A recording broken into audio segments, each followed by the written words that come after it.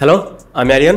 সাকিবে মুগ্ধ, সত্যি বলছি, এই সাকিবে আমি মুগ্ধ। একটু আগেই বরবাদের প্রথম রোমান্টিক গানের প্রোমো এসেছে, আমি সেই প্রোমোটা অনেকবার দেখেছি। এরপর আমি সেই টিজারটা দেখলাম। টিজার এবং এই রোমান্টিক গান, এই দুইটার ভিতর একটা জিনিস নোটিস করার রয়েছে, সেটা হচ্ছে শাকিব খান। বরবাদের টিজারটা আপনি দেখুন এবং এই রোমান্টিক গানের প্রোমোটা দেখুন। বরবাদের টিজারে আমরা শাকিব খানকে যেভাবে দেখতে পাই, অ্যাংরি ম্যান হিসেবে, খুবই ভায়োলেন্ট একটা ক্যারেক্টার। সে যখন গ্যাং ট্যাং নিয়ে হেঁটে যাচ্ছে স্লোমোতে, তাকে সেই ক্যারেক্টারে দেখে আমরা কিন্তু ভয় পাচ্ছি। তার চোখে মুখে যখন আমরা ব্লাড দেখতে পাচ্ছি, সে যখন অনেক অ্যাংরি মুডে, তার চোখের এক্সপ্রেশনটা দেখুন। সেই ক্যারেক্টারটাই যখন রোমান্টিক গানে পারফর্ম করছে, তার চোখের এক্সপ্রেশনটা দেখুন। এই যে ক্যারেক্টারটা নিতু, এই ক্যারেক্টারটার জন্য সে সবকিছু করতে পারে। তার চোখে মুখে, তার এক্সপ্রেশনে, তার বডি ল্যাঙ্গুয়েজে নিখুঁত ভালোবাসার সাপ। আমি জানি না এতটুকুই কতজন অ্যাক্টর এত সুন্দরভাবে ফুটিয়ে তুলতে পারবে, যেটা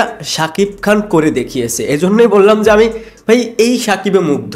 একজন ভার্সেটাইল অভিনেতার যে বৈশিষ্ট্য, সেটাতে পরিপূর্ণ শাকিব খান। আমরা সেই লাস্ট প্রিয়তমা থেকে দেখে আসতেছি, প্রিয়তমা, রাজকুমার, তুফান, বরবাদ, আর তার প্রমাণ করার কিছু নেই যে ভাই আমি সেরা অভিনেতা, আমি স্টার। একটু বাড়িয়ে বলছি না। যারা আমার রেগুলার ভিডিও দেখেন তারা জানেন যে আমি শাকিব খানকে নিয়ে যখন কথা বলি, তার যখন নেগেটিভিটি করি, তখন সেই সমালোচনাগুলো পয়েন্ট ছাড়া করি না। এখন যেটা দেখতে পাচ্ছি, যেটা হচ্ছে, সেটা নিয়ে প্রশংসা করতেই হবে। অভিনয়ের প্রশংসা তো করলাম, এবার আসি লুক।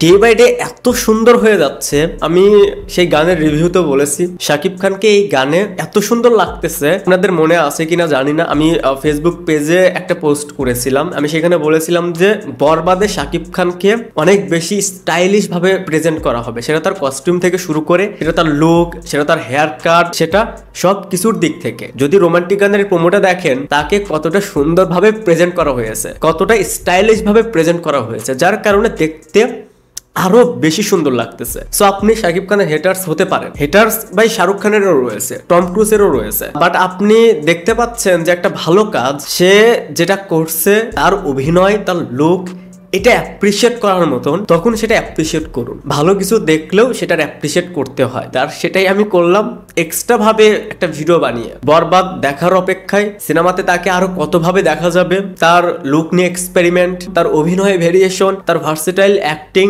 সবকিছু দেখার অপেক্ষা। যাই হোক, অনেকে ভাবতে পারেন হয়তো আমি অনেক বেশি বলে ফেলেছি।